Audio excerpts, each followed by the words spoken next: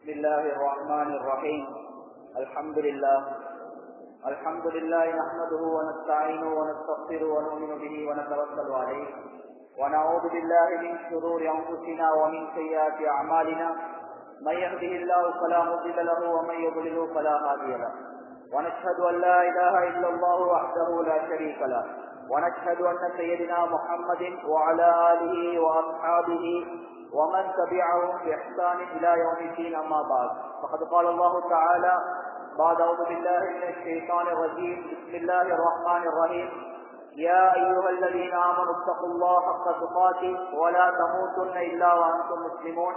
وقال الله تعالى أيضا والعصر إن الإنسان لفي خسر إلا الذين آمنوا وعملوا الصالحات وتواصوا بالحق وتواصوا بالصبر. صدق الله مولانا العليم. وقال رسول الله صلى الله عليه وسلم الدنيا سجن المؤمن وجنة الكافر. صدق رسول الله صلى الله عليه وسلم. பிரசங்கத்தை ஆரம்பிக்கிறதுக்கு முன்னால நோயாளிகள், வயசாளிகள் தவிர மற்ற அனைவர்களும் கொஞ்சம் நெருக்கமாகும். நல்லா ரஹ்மத் செய்வான். இன்னைக்கு வரக்கூடிய சகோதரர்களுக்கு லேசாக இருக்கும். இன்னொருத்தரங்களை கடந்து வாரது பெரிய ஒரு பாவம். எச்சரிக்கையான ஹதீஸ்கள் இருக்கு. ஒருத்தரங்களை கடந்து வாரது நபி அவங்க சொன்னாங்க, நீங்க நரகத்துக்கு ஒரு பாலத்தை தயாரிக்கிறீங்க. அதனால வரக்கூடிய ஜும்மாக்கள்ல நாங்க எங்களோட மஜ்மாக்கள்ல நெருக்கமாகிக்கிறதுக்கு நாங்க முயற்சி செய்வோம். எல்லா புகழ்ச்சியும் இந்த உலகத்தை படைத்து பரிபாலிக்கக்கூடிய அந்த வல்ல ரஹ்மானிக்கு ஒரு இத்தாஅத்தும் அல்ஹம்துலில்லாஹ். சத்திய மார்க்கத்தை நிலைநாட்டுவதற்காக வேண்டி சத்திய தூதர் சன்மார்க்க போதகர் சர்தாரே ஆலம் பெருமானார் முஸ்தபா ஸல்லல்லாஹு அலைஹி வஸல்லம் அவர்கள் மீதும் அவர்களுடைய வாழ்க்கை வழிமுறைகளை யார் யாரெல்லாம் பின்பற்றினார்களோ இனிமேல் பின்பற்ற போகிறார்களோ அனைத்து நல்லடியார்கள் மீதும் என்றென்றும் சாந்தியும் சமாதானமும் உண்டாவதாக. இந்த ஜும்மாவுக்கு வந்திருக்கக்கூடிய அன்பார்ந்த அல்லாஹ்வின் நல்லடியார்களே, எல்லா சந்தர்ப்பங்களிலும் அந்த அல்லாஹ் ஒருவனை பயந்து கொள்ளும்படி ஆரம்பமாக பலகீனமான அடியானாக எனக்கும் ஒவ்வொருவர்களுக்கும் நான் தக்வாவை கொண்டு வசியா செய்து கொள்கின்றேன். கண்ணியமிக்க மேலான பெரியார்களே, சகோதரர்களே, ரப்புல் இஸ்ஸத் அல்லாஹ் ஜல்ல சுப்ஹானஹு வ தஆலா இந்த உலகத்தை படைச்சி இந்த உலகத்துல ஒரு சிறந்த படைப்பாக அல்லாஹ் தஆலா மனித சமுதாயத்தை அல்லாஹ் தஆலா படைக்கிறான். உலகத்துல படைக்கப்பட்ட எல்லா மனிதர்களுக்கும் அல்லாஹ் தஆலா ரெண்டு விதமான விடயங்கள் அல்லாஹ் தஆலா கையில் ஒப்படைத்திருக்கிறான். முதலாவது, ஒரு மனுஷனுக்கு அல்லாஹ் தஆலா சில கடமைகள் அல்லாஹ் தஆலா கொடுத்திருக்கிறான். கடமைகள். இன்னும் ஒன்று அல்லாஹ் தஆலா எங்களுடைய கையில் அல்லாஹ் தஆலா தந்திருக்கிறான் பொறுப்புகள். மனிதன் வாழ்க்கையினுடைய சுருக்கம் அவன் உலகத்தில் எதை செஞ்சாலும் இந்த ரெண்டு விடயங்களுக்கு உட்பட்டதாகத்தான் இருக்க வேண்டும். ஒன்று அவன் செய்யறது ஒன்று கடமையாக இருக்கும், அப்படி பொறுப்பாக இருக்கும். அதே மாதிரி உலகத்துல ஒரு மனிதன் மோசடி செய்வானாக இருந்தால், அல்லாஹ்வுக்கு மாற்றம் செய்வதாக இருந்தாலும் ஒன்று அவனை கொடுக்கப்பட்ட கடமையில மோசடி செய்வான், அப்படி பொறுப்புகளை மோசடி செய்வான். ஒரு மனிதன் உலகத்துல வாழ்ற நேரத்துல தன்னுடைய கடமைகளையும் பாதுகாத்து தன்னுடைய பொறுப்புகள் என்று சொல்லக்கூடிய அமானிதத்தையும் உலகத்துல சரியாக நிறைவேற்றுவான்னு சொன்னால் அல்லாஹ் உலகத்திலையும் கண்ணியப்படுத்துவான். மௌத்துக்கு பின்னால் இருக்கக்கூடிய வாழ்க்கையும் அல்லாஹ் தஆலா நிச்சயமாக கண்ணியப்படுத்துவான். எந்த சந்தேகமும் இல்லை. அதே மாதிரி பொறுப்புகள்ல மோசடி செஞ்சால், கடமைகளை வீணாக்கினால் அல்லாஹ் உலகத்திலையும் கேவலப்படுத்துவான். மௌத்துக்கு பின்னால் இருக்கக்கூடிய வாழ்க்கையும் அல்லாஹ் தஆலா கேவலப்படுத்துவான். கண்ணியமான சகோதரர்களே, கியாமத்துடைய நாளையில அல்லாஹ் ஒரு மனுஷனுக்கு ரெண்டு விதமான நீதிமன்றங்கள் அல்லாஹ் தஆலா ஏற்பாடு செஞ்சிருக்கிறான். இந்த ரெண்டு விதமான நீதிமன்றங்களையும் நாங்க சரியான பெருப்பேறுகளை நாங்க எடுத்தாதான் அடைய வேண்டிய சொர்க்கத்தை சரி அடையும். முதலாவது நீதிமன்றம் அல்லாஹ் தஆலா என்ற கடமைகளை பத்தி அல்லாஹ் தஆலா கேட்பான். கடமைகள் ரசூல் ஸல்லல்லாஹு அலைஹி வஸல்லம் சொன்னாங்க, கியாமத்துடைய நாளையில அல்லாஹ் தஆலா முதலாக ஒரு மனிதன் கேட்கப்படுறது தொழுகையை பற்றி. இது அடிப்படை. ஒரு மனுஷன் வாழ்க்கையில தொழுகை இல்லையா, இஸ்லாத்துல பங்கு இல்ல. ஒரு மனுஷன் வாழ்க்கையில தொழுகை இல்லையா, அவன் அதே நிலைமையில மூத்தா போறானா, ஷரியத்துடைய சட்டம் இருக்கு முஸ்லிம் மையவாடியில கூட அவனை அடக்கம் செய்யக்கூடாது. இப்படியெல்லாம் எச்சரிக்கைகள் இருக்கு தொழுகையை விட்டவர்கள். அந்த தொழுகையை பற்றி அல்லாஹ் தஆலா கியாமத்துடைய நாளில் அல்லாஹ் தஆலா எல்லா மனுஷன்ட்ட முதலாவது கேட்கப்படக்கூடிய கேள்வி. ஆனால் மனிதங்க ரீதியில சில தவறுகள் தொழுகையுடைய விஷயத்தில் நடந்திருக்கலாம், தெரிந்து கொண்டில்லை. ஆனால் பரலான தொழுகைகளை ஏற்படக்கூடிய குறைபாடுகள் எல்லாம் கியாமத்துடைய நாளில ஏதோ ஒரு முறையில் அல்லாஹ் தஆலா என்ன செஞ்சிருவான்னு சொன்னா மன்னிச்சிருவான். அல்லாஹ் எப்படி மன்னிப்பான்னு சொன்னால், கியாமத்துடைய நாளையில மலக்குமார்கள் என்ன செய்வாங்க, ஒரு மனுஷன் தொழுகையுடைய நிச்சய கொண்டு போய் அல்லாஹ்கிட்ட ஒப்படைப்பாங்க. அந்த நேரத்துல மனிதன் ரீதியில தொழுகையில ருக்குல சுஜூத்ல சில விடயங்கள்ல முன்ன பின்ன இருக்கும், மனுஷன் தானே. இப்ப அல்லாஹ் என்ன செய்வான்னு சொன்னால், அந்த தவறுகளை இல்லாமல் ஆக்குறதுக்கு மலக்குமார்கள்ட்ட சொல்லுவான், இவர்களுடைய துனியாவுடைய வாழ்க்கையில சுன்னத்தான தொழுகைகளை தொழுதிருக்கிறாங்களா என்றதை கொஞ்சம் செக் பண்ணி பாருங்க. மலக்குமார்கள் அடுத்தடுத்து எடுப்பாங்க, பார்ப்பாங்க, யா அல்லாஹ் உலகத்துல வாழ்ற நேரத்துல சுன்னத்தான தொழுகைகளை பேணுதலா பக்குவமா தொழுந்திருக்கிறாரு. அது பரலான தொழுகைக்கு பின்னாடி ஒரு முன்பின் சுன்னத்தாக இருக்கலாம், சஹஜத்துடைய தொழுகையா இருக்கலாம், துஆவுடைய தொழுகையா இருக்கலாம். எல்லா தொழுகையிலும் கட் அண்ட் ரைட்டா இருந்தாரு.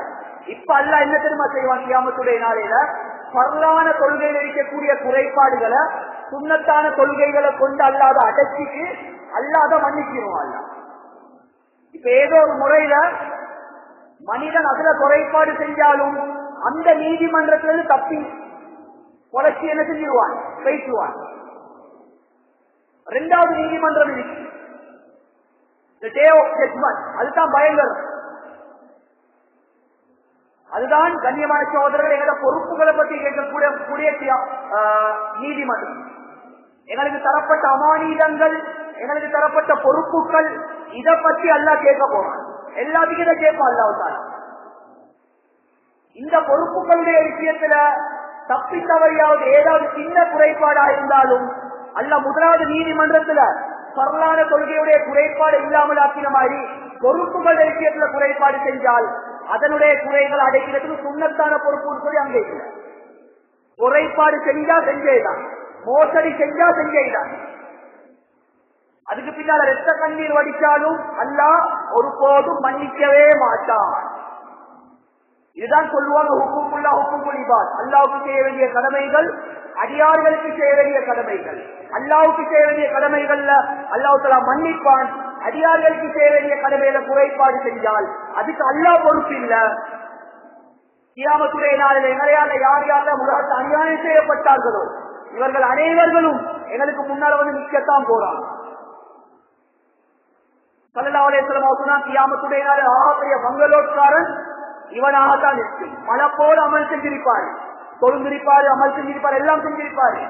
ஆனால் அடியார்களுடைய விஷயத்துல குறைபாடு செய்ததன் காரணத்தால் அல்லாஹ் என்ன செய்வான்னு சொன்னா, இவர்களுடைய எல்லா நன்மைகளையும் தூக்கி அநியாயம் செய்யப்பட்டவங்க தலையில அல்லாஹ் அடிச்சு வச்சுவான். நாங்க அடைய வேண்டிய சொர்க்கத்தை அடைய மாட்டோம். நாங்க எதை அடையறதுக்கு நாடினோமோ அந்த இடத்துக்கு நாங்க போக மாட்டோம், விரட்ட நரகத்துக்கு போவோம். அதனால கண்ணியமான சகோதரர்களே, பெரியார்களே, பொறுப்புகள் சொல்றது ஒரு அமானிதம். பொறுப்போடு வரக்கூடிய நேரத்துல கண்ணியமான சகோதரர்களே, அது குடும்ப பொறுப்பாக இருக்கலாம், ஒரு வியாபாரி ஒரு கடையுள்ள ஒரு தொழிலாளி முதலாளிக்கு செய்ய வேண்டிய கடமைகளாக இருக்கலாம். இப்படி அதிகாரிகளோட என்னென்ன விடயங்கள் எல்லாம் உலகத்துல இணைக்கப்பட்டிருக்கிறதோ இதெல்லாம் பொறுப்பு தான். இதுல புறப்பாடு செய்யலாம். கண்ணியமான சகோதரர்கள் பெரியார்களே, அந்த பொறுப்புகளையும் மிகவும் ஒரு பிரதானமான ஒரு முக்கியமான ஒரு பொறுப்பு தான் மஸ்ஜிதுடைய நிர்வாகம். இது நாம நினைக்கிற மாதிரி சும்மா லப்பாய் சிப்பாய் லேசான இது இல்ல. பள்ளி தானே, மஸ்ஜிது தானே, நிர்வாகம் தானே. இன்னைக்கு அதை பெருசா யாரும் தலையில போட்டுக் கொள்வது இல்லை. ஆனால் கியாமத்துடைய நாளையில அல்லாஹ் பொறுப்புதாரிகள கேள்விகளுக்கு ஆரம்பிப்பாங்க தெரியுமா? சிராத்தல் முஸ்தகீம் பார்க்கிற போர்டர் சும்மா ஆரம்பிக்கிறது இல்ல. ஒவ்வொரு பொறுப்புதாரிகளை முட்டுக்காலர் அடிய வைப்பாங்க. முட்டுக்கால வச்சுதான் கியாமத்துடைய நாளில் அந்த பொறுப்புகளை பத்தி கேட்கப்படும். இது குர்ஆன்ல தெளிவா சொல்லப்பட்ட விடயங்கள். எவ்வளவு ஒரு முக்கியத்துவம் மஸ்ஜிதுடைய பொறுப்பு, மஸ்ஜிதுடைய சொத்துக்களை பாதுகாக்கிற விடயங்கள், பள்ளி அல்லது பள்ளியை பாதுகாக்கிற விடயங்கள், அதை நிர்வாகம் செய்யக்கூடிய விடயங்கள். இன்றைக்கு அதை பற்றி என்னோட சமுதாயத்துக்கு தோன்றிய கணக்குன்றதே இல்லை. பள்ளியுடைய நிர்வாகமா கண்டவன் நின்றவன் எல்லாம் தூக்கி போட்டாச்சு, பள்ளியுடைய சொத்தா கண்டவன் நின்றவன் எல்லாம் பூந்து விளையாடியாச்சு, பள்ளியுடைய அமானிதங்களா எல்லாம் சும்மா கண்டறிந்தாங்க வாப்பாவுக்கு சொத்து மாதிரி பாதிக்கிறாங்க.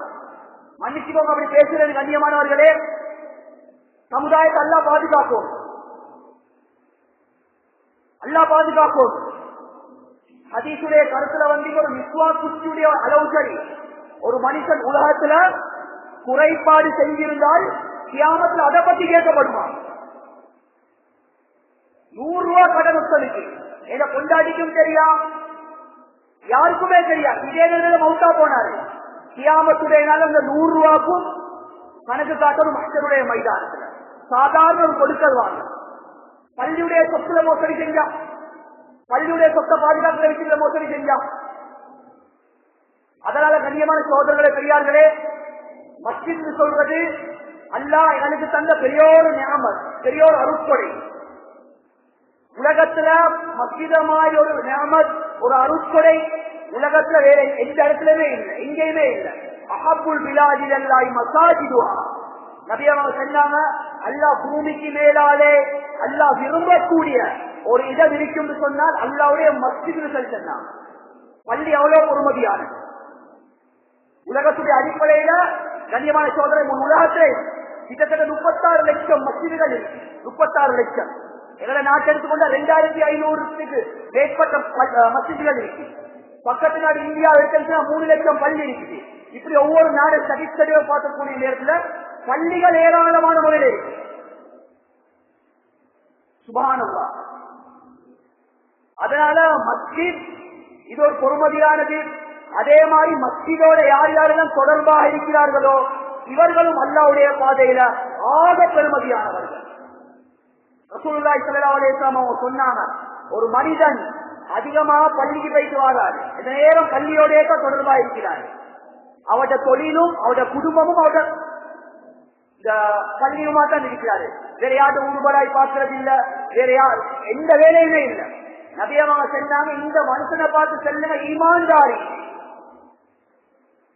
ஈமான்தாரின்னு சொல்லுங்க. கண்ணியமான சகோதரர்களே, அது மட்டுமா கியாமத்துடைய நாளையில அந்த மஹ்ஷருடைய மைதானத்துல பயங்கரமான அந்த கட்டத்துல அல்லாஹ் அரசுடைய நிலையில 7 பேர்களுக்கு அல்லாஹ் தஆலா நிழல் அளிப்பான்.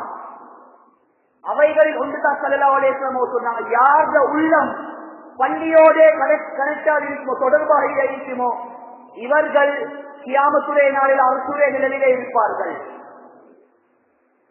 அதே போல நபி அவங்க சொன்னாங்க, மஸ்ஜித் சொல்றது இது தக்வாதாரிகளோட வீடு தான், அல்லாஹ்வுடைய மாளிகை, தக்வாதாரிகளோட வீடு.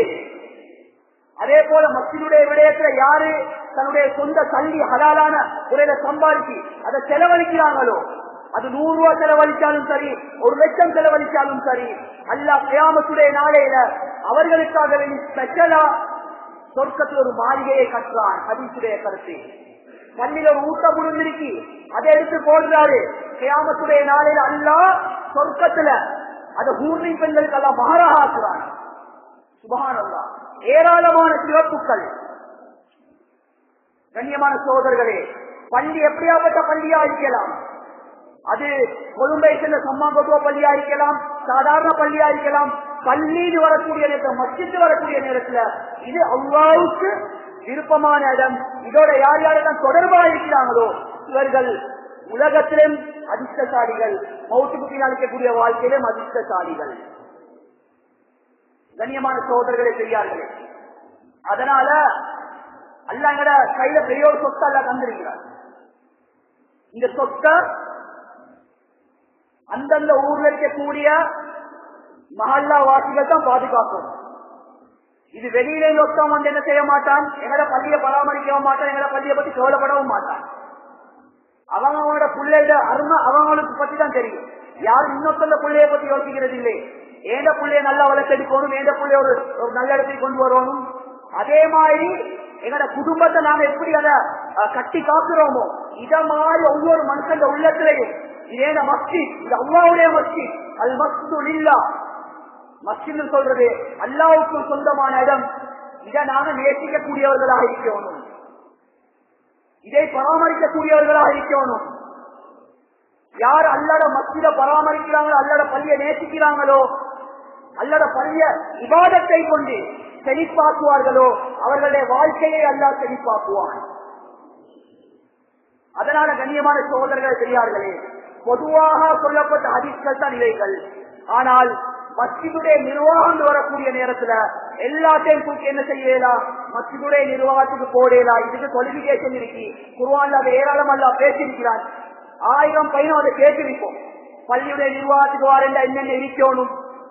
கண்ணியமான எல்லாத்தையுமே சொல்லிக் கொண்டு கூட தூங்கிடுவீங்க. கொஞ்ச நேரத்துக்கு பின்னால கொத்துவா முடிக்கவே. அதனால சுருக்கமான முறையில இதுக்கு தகுதி யாரு? கண்ணியமானவர்களே, பள்ளிய மஸ்ஜித நிர்வாகம் செய்யறதுல முதலாவது அவர் செய்யக்கூடிய குவாலிபிகேஷன் தெரியுமா? அல்லட பயம் இருக்கணும், அல்லட தக்குவா இருக்கணும். அது மட்டும் இல்ல, கியாமத்துடைய நாளை பத்தி பயம் இருக்கணும், கேள்வி கணக்கு நாளை பத்தி பயம் இருக்கணும். அப்படி பயம் இருக்கிறவன் தான் என்ன செய்வான் தெரியுமா? பள்ளிய முறைப்படி பராமரிப்பான். அல்லாஹ்வை பத்தி பயம் இல்ல, கியாமத்துடைய சிந்தனை இல்லாதவன் தூக்கி நாங்க மஸ்ஜிதுடைய நிர்வாகத்தை பொறுப்பு கொடுத்தால் கண்ணியமான சோதர பெரியார்கள் அல்லாஹ் பாதுகாக்கணும். அதை கண்டறிந்த மாதிரி பராமரிப்பான். அதுக்கு பின்னால பெரிய பிசினாக்கள் ஊருக்கு நடக்கிறதுக்கு அது வாய்ப்பாக இருக்கு. அதனால ஈமான் தக்வா இது அடிப்படை. தொழுவைக்கு மட்டும் ஈமான் இல்ல, ஜகாத் கொடுக்கிறதுக்கு மட்டும் ஈமான் இல்ல, ஹஜ் செய்யறதுக்கு மட்டும் ஈமான் இல்ல. பள்ளிய நிர்வாகம் செய்கிறவர்களுக்கு ஈமான் இருக்கணும். சும்மா ஈமான் இல்ல, பூர்த்தியான ஈமான் இருக்கணும். அல்லாத பயன் இருக்கணும். அல்லாஹ்வை தவிர உலகத்துல யாருக்கும் பயப்படக்கூடாது. அந்த குர்ஆனுடைய ஆயத்துல கூட அல்லாஹ் கடைசியா முடிக்க உலம் எஃப்த இல்ல, அல்லாஹ்வை தவிர இவர் யாருக்கும் பயப்படக்கூடாது. எதையும் தைரியமா எந்த பிரச்சனை வந்தாலும் அதை பேஸ் பண்ணக்கூடிய அளவுக்கு தைரியம் இருக்கும். இது யாருக்கு கிடைக்கும்? அல்லாஹ் பயந்தவர்களுக்கு மட்டும்தான் கிடைக்கும்.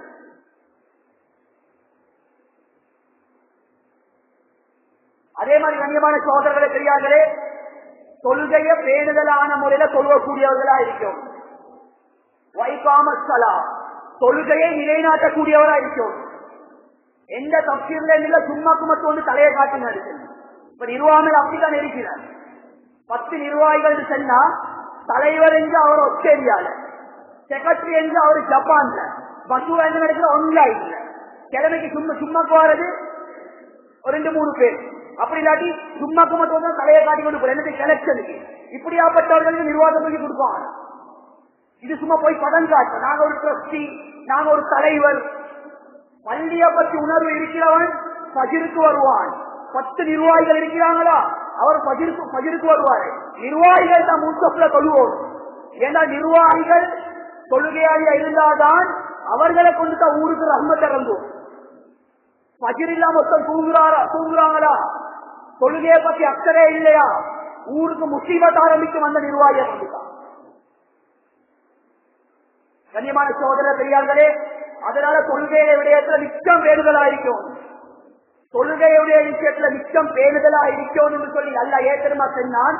அல்லாஹ் குர்ஆன்ல இன்ன ஸலாத்த தன்ஹா அனில் ஃபஹ்ஷாஇ வல் முன்கர், நிச்சயமாக யார் ஒழுங்கான முறையில ஈமானோட தக்குவோட 5 நேர தொழுகைகளை பக்குவமா பேணுதலா சொல்லுவாங்களோ அவர்களை என்ன செய்யுங்க, தொழுக மானக்கேடான இருக்கக்கூடிய செயலைக்கும் அவரை தடுக்கும்.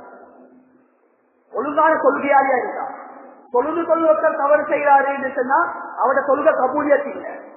அதனால ஃபஜ்ருடைய தொழுகை நிர்வாகிகளுக்கு மெயின். மற்ற தொழுகை வெளியில இருக்கணும், தொழிலுக்கு போவாங்க. ஆனா இஷா ஃபஜ்ர் அவர் வரும். அதனால கொள்கையில இருக்கிற மிச்சம் பேணுதலா பக்குவமா இருக்கக்கூடிய நிர்வாகிகள் உள்வாங்கப்பட வேண்டும். 3வது அல்லாஹ் சொல்றார், வைத்தால் ஜகாத் கொடுக்கக்கூடியவரா இருக்கணும். ஜகாத் அவரை கடமை, அவர் ஜகாத்தை கொடுக்கணும். ஏழைகள சொத்துல என்ன செய்யப்பட அவருடைய சொந்த, அதாவது சொந்த பணத்துல, அதாவது அவருக்குரிய ஜக்காத்தை அவர் சரியான முறையில நிறைவேற்றலன்னு சொன்னா, ஒரு ஊருடைய பொறுப்பு, ஒரு ஊருடைய அமானிதம், கையுடைய சொத்து அவருக்கு பாரம் கொடுத்து எப்படி பராமரிப்பாரு? ஐட்டா அல்லா சொல்றான், வைட்டா ஜக்காத் கொடுக்கக்கூடியவராக இருக்கும். அல்லாஹ் உலகத்துல யாருக்குமே அவர் பயன் இல்லை. வேண்டிய பிரச்சனைக்கு அவர் ரெடி. கண்ணியமான சோதரர்கள் தெரியாது. இது நிர்வாகத்துக்கு உள்ளுக்கு வரக்கூடிய யார் யார் வாரத்துக்கு இருக்கிறாங்களோ இவர்களுக்குரிய குவாலிபிகேஷன். இதுக்கு மாற்றமாக எல்லா பள்ளியில நடக்கக்கூடிய ஒரு இது என்ன தெரியுமா? இன்னைக்கு நிர்வாகம், மஸ்ஜிதுடைய நிர்வாகம் பொலிட்டிக்ஸ் ஆகுது. ஒவ்வொரு ஊராக கற்ற எனக்கு ஒச்ச போடுங்க, அவருக்கு ஒச்ச போடுங்க. இல்லாட்டி நிர்வாகத்துடைய கூட்டம் நடக்க போகிற ஒரு 10 பேர் என்ன செய்யறது, செட் பண்ணிட்டு வர ஒரு செட்ட அவங்க அப்படி உட்கார்ந்து கொண்டிருப்பாங்க. இவர் பள்ளிக்கே காணா, இவர் நிர்வாக கூட்டத்தை என்னத்துக்கு வர, சண்டைகள் பலாய் காக்கிறதுக்கு வர. இப்படி ஒரு கூட்டம் இல்ல. பொதுவா எல்லா ஊர்ல இருக்கிற முசீபத் கொண்டுதான். அந்த டைம்ல தான் இவனோட ஊர்ல இருக்கிறானா, இவன் யாரு, புதிய புதிய மூஞ்சிகளை கண்டே பலாயிரத்திலே வாழ. இப்படிப்பட்ட செட் பண்றாட்ட நிர்வாகத்தை தூக்கி கொடுக்குவானா, ஊரை நாசமாக்குவான். பலாய காத்துறானா, இவனை தூக்கி நிர்வாகத்துக்கு போடுவானா. பதவிய வாயப்பொருள் கேட்கிறானா, இவனை தூக்கி நிர்வாகத்துக்கு போடுவான். யாரு அல்லாஹ்வுக்கு பயந்து பொறுப்பெடுக்கிறதுக்கு பயந்து ஒதுங்கி போறாரோ அவர் தான் நிர்வாகம் செய்யறதுக்கு சரியான ஆள். தூக்கி அவரை பேசி சரி, கையில கால புழுது சரி அவரை தூக்கி போடுங்க, தலைவரா செக்ரட்டரியா போடுங்க, அல்லது நிர்வாக தூக்கி போடுங்க. அவர் பொறுப்புக்கு பயப்படுறாரு.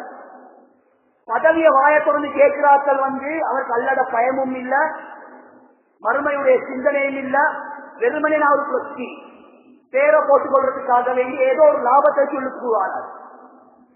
அதனால எங்கட பள்ளியில் இருக்கக்கூடிய நிர்வாக கூட்டங்கள்ல இவைகள் அனைத்தும் பார்க்கப்படும். 100% தொழுகையாளி, 100% சக்கத் கொடுக்கக்கூடியவர், 100க்கு 100 அல்லாஹ்வை தவிர யாருக்கு பயப்படுறத தக்குவாதாரி. கண்ணியமான சகோதரர்களை பெரியார்களே, இப்ப 2வது விஷயம் என்னன்னு சொன்னால், ஒரு நிர்வாகம் ஒன்று தெரிவு செய்யப்பட்டாச்சு. நிர்வாகம் ஒன்று தெரிவு செய்யப்பட்டதன் பின்னால் அவர்களுக்குரிய பொறுப்பு என்ன, அவர்கள் எப்படி பள்ளியை மெயின்டைன் பண்ணணும். இதை நான் சுருக்கமாக சொல்வதாக இருந்தால், நிர்வாகத்துக்கு யார் யாரெல்லாம் வாராங்களோ இன்னொரு குவாலிபிகேஷன் பாருங்க. நிர்வாகத்தில் இருக்கக்கூடிய ஒவ்வொருத்தரும் தன்னுடைய சொந்த குடும்பத்தை எப்படி நிர்வாகம் செய்யலாம். இதை வச்சு விளங்கி கொள்ள இவர் பள்ளியை சரியா பராமரிப்பாரா இல்லையா, மனைவிமார்களோட எது நேரம் கல்பந்து மூஞ்சில பாய்கிறாரா, மனைவிக்குரிய கடனை சரியா கொடுக்கிறார் இல்லையா, கூட்ட சரியா நிர்வாகம் செய்கிறார் இல்லையா. இவரு தகுதி இல்ல பள்ளிய நிர்வாகம் செய்யறதுக்கு. ஓண்ட மனைவி உனக்கு கண்ட்ரோல் பண்ணிக்கொள்ள இயலாது. நிர்வாகத்துக்கு வந்ததன் பின்னால் 500 குடும்பம் இருந்தா எத்தனையோ குடும்ப வாழ்க்கையுடைய பிரச்சனை பள்ளியோடுக்கு வரும். அந்த குடும்ப வாழ்க்கையுடைய பிரச்சனை நீ எப்படி சால்வ் பண்ணி வைப்பா? ஓண்ட மனைவி உனக்கு அடங்கி கொள்ள தெரியாது. சுபஹானல்லாஹ். இதை வச்சு இணை கொள்ளும் யாரு தகுதி? நிர்வாகத்துக்கு வாராரு, அவட பள்ளி அவட புள்ள ரஷ்டி கடுமையாக இருக்கு, அங்க இங்க ரஷ்டியா தடுத்து கொண்டிருக்கிறார். இவர்களை தூக்கி நிர்வாகத்துக்கு போட்டா என்ன நடக்கும்? ஊர்ல சில போதை பாவனையுடைய கேசஸ்கள் பள்ளி உள்ளுக்கு வந்தேன்னு சொன்னா அதை இவருக்கு ஹேண்டில் பண்ண இல்லாம போக இவர்த பிள்ளைய இவருக்கு வழிபடுத்தி இல்ல. ஊர்ல கூடி பிள்ளை எப்படி வழிபடும்? அதனால அவட குடும்ப வாழ்க்கை சரியாக இருக்கணும்.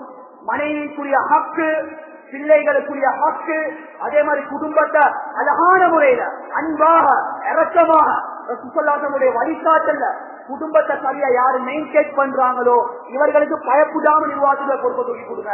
இவங்க என்ன செய்வாங்கன்னு சொன்னால், முதலாவது பள்ளிகளுக்கு வந்ததற்கு இவர்களுக்குரிய முதலாவது பொறுப்பு பள்ளியுடைய வகுப்பு சொத்தை பாதுகாக்கணும். மெயின் சப்ஜெக்ட் பள்ளியில சொத்து ஆக முக்கியம். சுருக்கமா சொல்ல போனா பள்ளியில் இருக்கக்கூடிய டாய்லெட், இது டாய்லெட் தான்.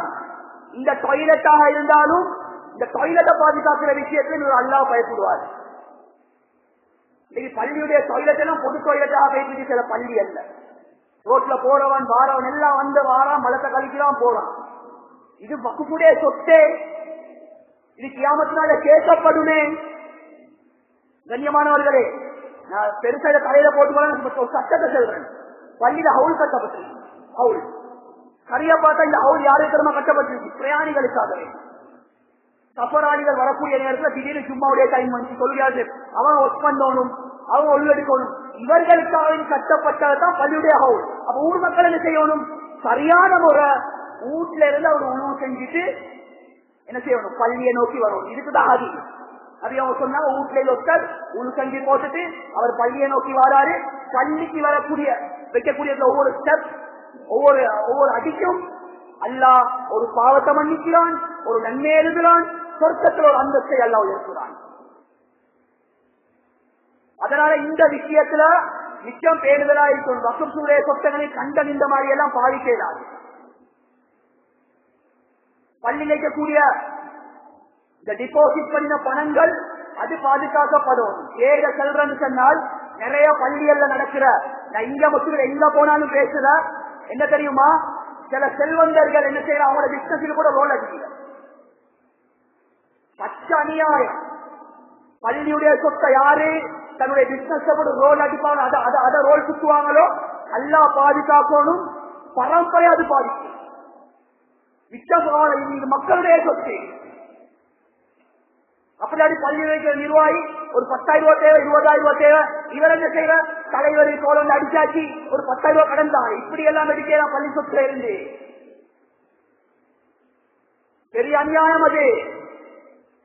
அது அமானிதம். அமானிதம் என்ன? நாங்க எழுதி வச்சு அமானிதம் என்னது? கண்ணியமான சோதர பெரியார்களே, ஒருத்தர் 10,000 ரூபாய் கொண்டு வந்து எங்க கையில தாராரு. இதை அமானிதமா தந்திருக்கிறேன், நான் கேட்கிற டைம் தரோம். அமானிதம் என்னன்றத வைக்கணும். இவர் 10,000 ரூபாய் எப்படி தந்திருக்கிறார்? 1000 ரூபாய் தாள்ல 10 தந்திருக்கிறார். திருப்பி கொடுக்க போக என்ன செய்யணும்? அதே சலுகையைத்தான் திருப்பி கொடுக்கணும். இவர் பார்க்கிறாரு, சரி இதை எங்கட செலவுக்கு எடுத்து போட்டுட்டு அவரு கேட்கிற டைம்ல எங்கட சலுகையில தூக்கி கொடுப்போம்னு சொல்லி அவரு பொருளை திரும்ப கேட்கக்கூடிய நேரத்துல 5,000 ரூபாய் உள்ள கொடுக்கிறார். இது அமானித மோசடி. பள்ளி சொத்துல விளையாடுமா? சின்ன சின்ன சின்ன டீலுக்கு எப்படின்னு சொன்னா, கண்ணியமான சோதர பெரியார்களே, இது பொது சொத்து. பள்ளியுடைய சேவைகளுக்கு அது பாதிப்பதாக இருந்தாலும் ஊர்ல 1000 ஆண்கள் இருந்தா 1000 ஆண்களுக்கும் இதை கணக்கு காட்டும். பள்ளியுடைய வேலைக்காக இதில் எடுத்திருக்கிறோம். எல்லாரும் அதை கண்கூடா பார்ப்போம். எங்கட சொத்து பொது சொத்து. கண்ணியமான சோதரர்களே பெரியார்களே, அதனால வகுப் சொத்தை பாதுகாக்கிற விஷயத்துல மிச்சம் பேணுதலா பக்குவமா இருக்கணும். பள்ளி காணி இருக்கிட்டானே, எங்கட மருமகண்ட பேர்ல கொஞ்சம் எழுதி கொடுப்போம்னு சொல்லி நிறைய பள்ளியில தலைவர் என்ன செய்யறாரு, மருமகண்ட பேர்ல எழுதி கொடுத்தா நீ கூட கட்டிக்கோங்க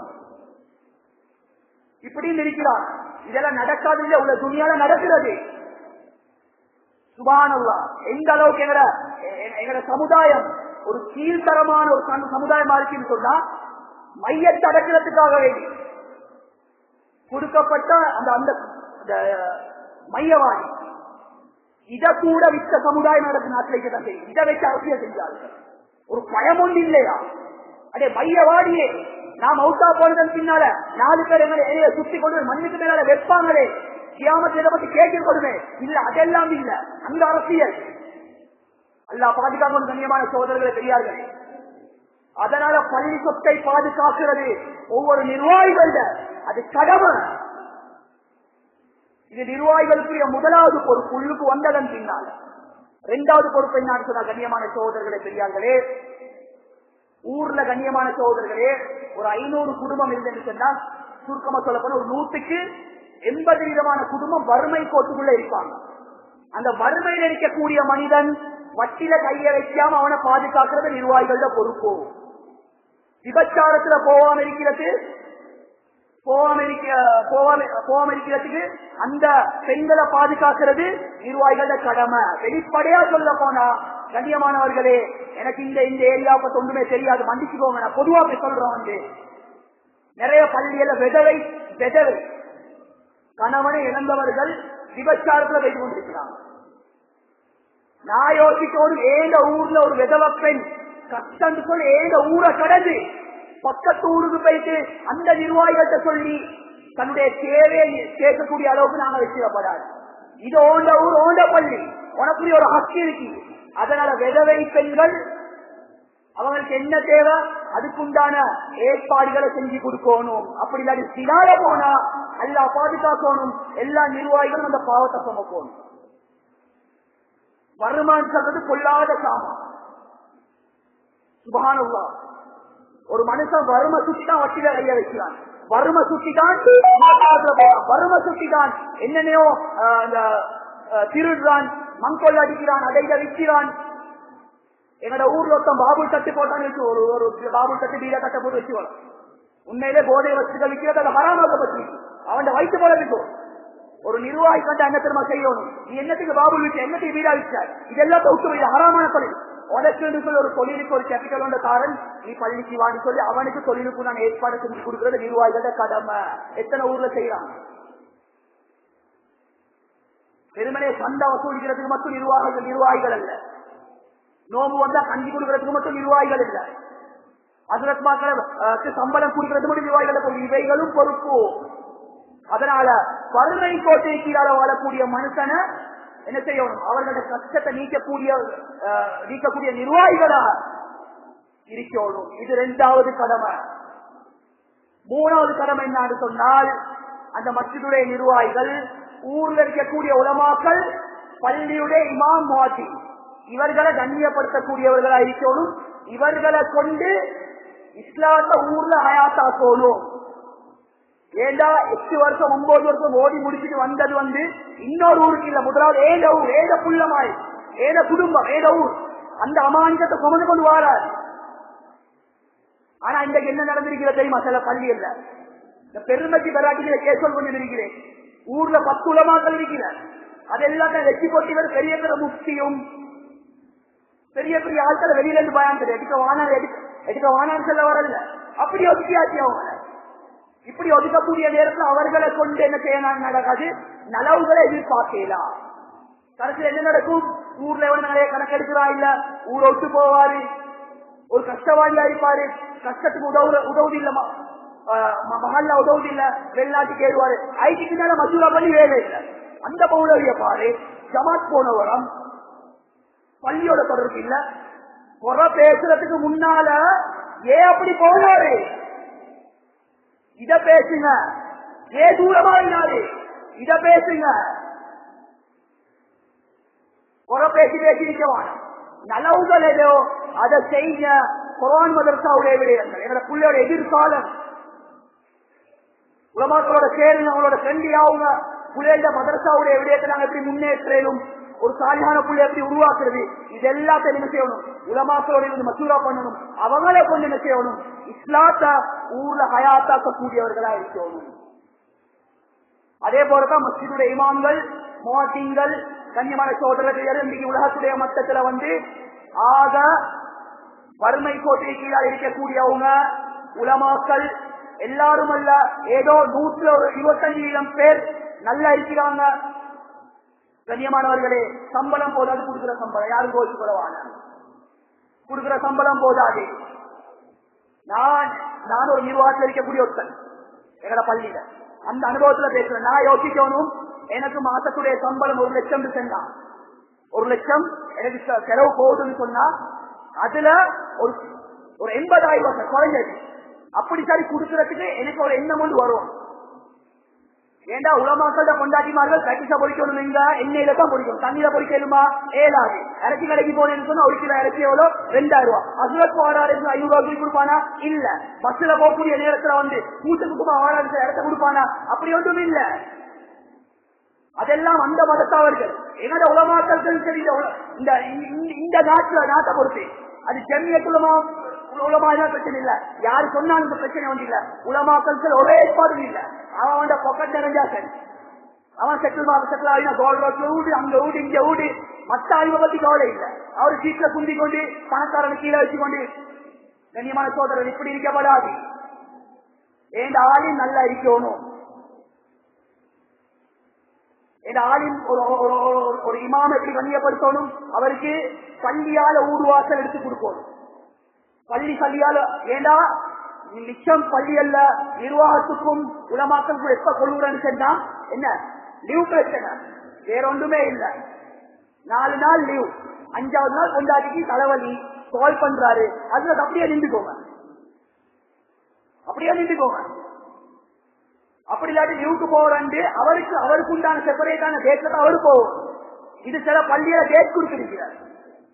30ஆம் தேதி தான் அகத்திய போகணும் மேம், 25 தான் லீவ் எடுக்கணும் மேம். கல்யாணம் முடிக்காத ஒரு வேற விஷயம். அப்படிதான் உலமாக்கள் மனைவிமார்கள் எல்லாம் வாழ்வாஜு முத்தஹரா ஊரின் பெண்களா இருக்கணும்.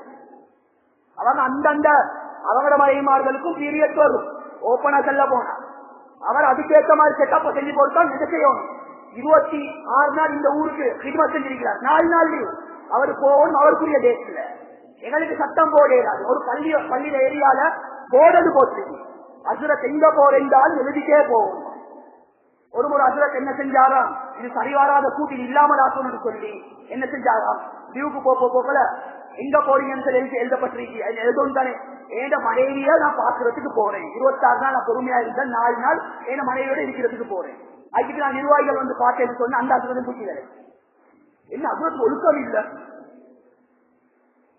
கண்ணியமானவர்களே, பேசினா பேசிக்கொண்டே போகல. குறை சொல்றதுக்கு கண்ணியமானவர்களே, உலமாக்கள் மஸ்ஜிதுடைய இமாம்கள் கண்ணியப்படுத்தப்பட வேண்டும். கண்ணியமானவர்களே, இது நிர்வாகத்துடைய 3வது கடமை. 4வது கடமை என்னன்னு சொன்னால், ஊர்ல நடக்கக்கூடிய ஹராமான விடயங்கள், போதை பாவனைகள் என்ன நடந்தாலும் நிர்வாகிகள் அதை தட்டிக்கக்கூடிய தைரியசாலிகளா இருக்கிறோம். அந்த குர்ஆனுடைய வசனத்தால் பேஸ் பண்ணிட்டு அந்த 4 விஷயத்தை பேசினேன். அங்கே அல்லாஹ் என்ன சொல்றான், கனிமான சகோதர பெரியார்களே, நிர்வாகத்துக்கு வரக்கூடிய குவாலிபிகேஷன் அதுல எல்லாம் முடிக்க வளம் இல்ல.